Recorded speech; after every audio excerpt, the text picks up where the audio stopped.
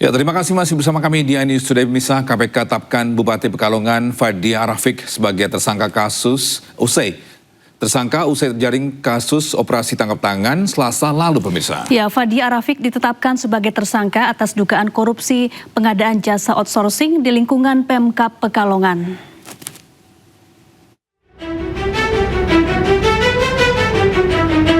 KPK menetapkan Bupati Pekalongan Fadia Arafik sebagai tersangka dugaan korupsi pengadaan tenaga outsourcing di lingkungan pemerintah Kabupaten Pekalongan.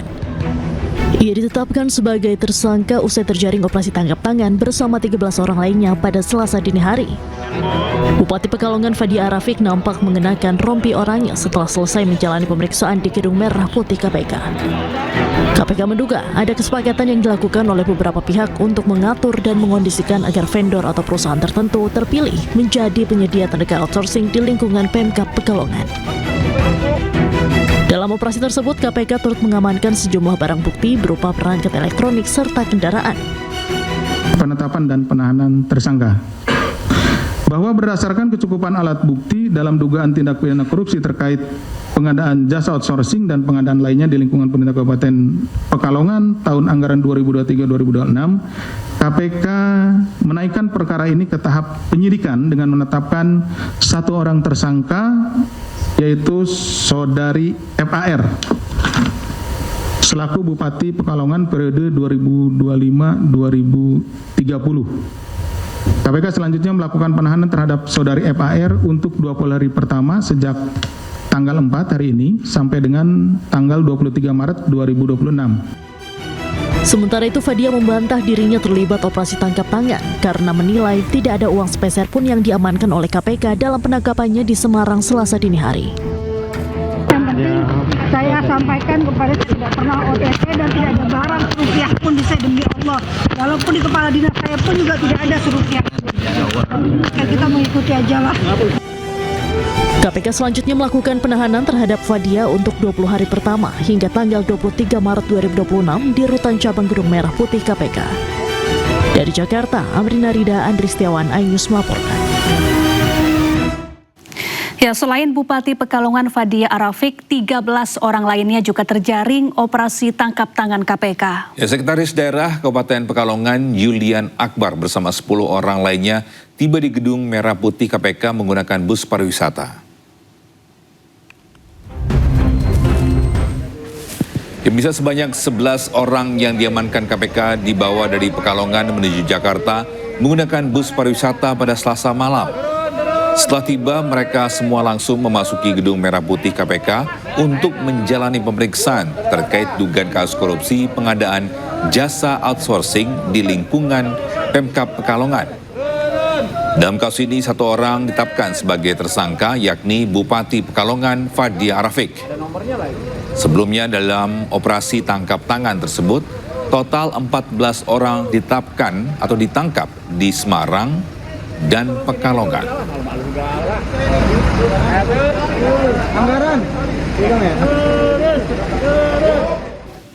Pemirsa, kuasa hukum ex-Menteri Agama Yakut Holil Qomas pertanyakan keabsahan kerugian miliaran rupiah yang disebut tim hukum KPK sebagai kerugian keuangan negara dalam sidang Pengadilan Negeri Jakarta Selatan pada hari Rabu.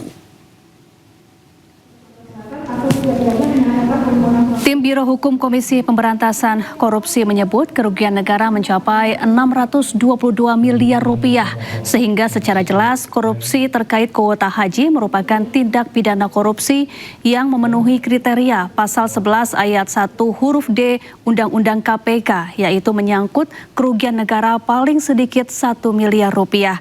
KPK juga menjelaskan penetapan Yakut sebagai tersangka dalam kasus kuota haji sudah sesuai prosedur hukum karena sudah memenuhi syarat minimal 2 alat bukti.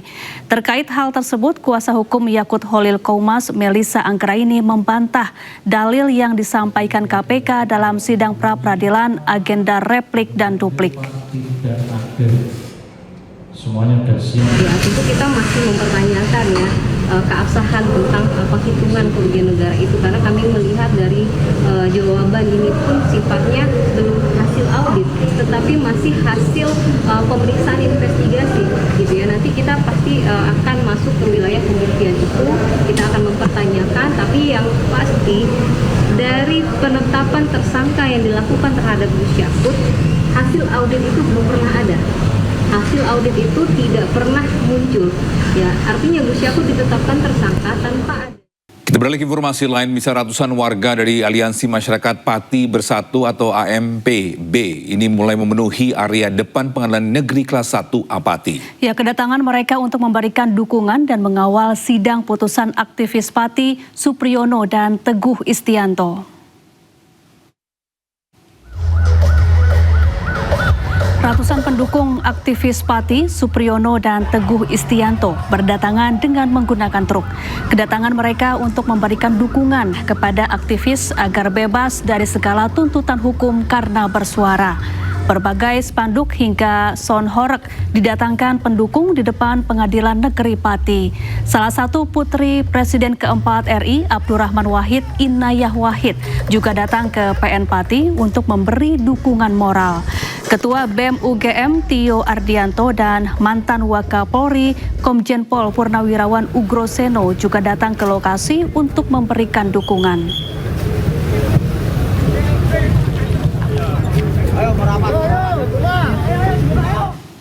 Ya, untuk mengetahui informasi terkini kita sudah bergabung dengan rekan Vindi Agil di Pengadilan Negeri Kelas 1A Pati. Ya, Vindi, apakah sidang sudah mulai?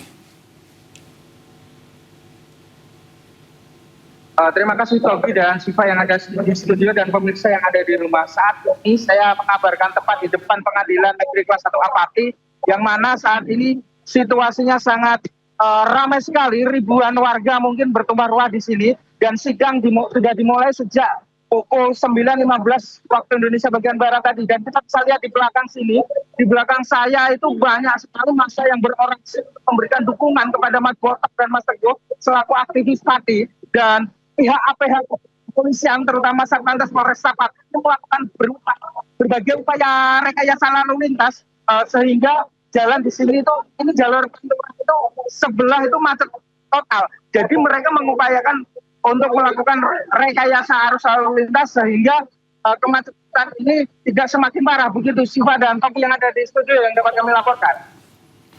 Ya, Vini, untuk massa yang datang ini apakah mereka dari mahasiswa atau mungkin warga setempat? Oke, baik, massa yang datang itu adalah massa simpatisan dari AMPB, Aliansi Masyarakat Pati Bersatu. Selain itu ada dari mahasiswa banyak sekali tadi yang dimotori oleh selaku BEM UGM, ya, ketua BEM UGM. Dia datang membawa mahasiswa, membawa massa yang banyak sekali, dan bisa diketahui saat ini Mas Tio sedang berorasi tepat di belakang saya. Mereka membawa banyak sekali mahasiswa yang untuk mendukung persidangan pada kali ini. Begitu, Togi. Baik, lalu bagaimana dengan pengamanan yang dilakukan di sekitar Pengadilan Negeri Pati saat ini? Oke, baik.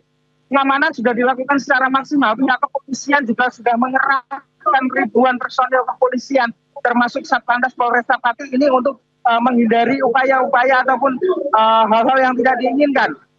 Kemudian kawat berduri juga sudah dipasang tepat di depan pihak Pengadilan Negeri Pati supaya warga juga bisa lebih kondusif seperti itu, dan dapat kami informasikan di sana. Di sini itu kemacetannya sangat panjang sekali, banyak sekali. Kita perkirakan ada sekitar lebih dari 2 atau 3.000 massa yang hadir di dalam sidang putusan pada kali ini. Begitu. Baik, terima kasih Vindi atas informasinya, melaporkan langsung dari PN Pati, dan selamat bertugas kembali, Vindi.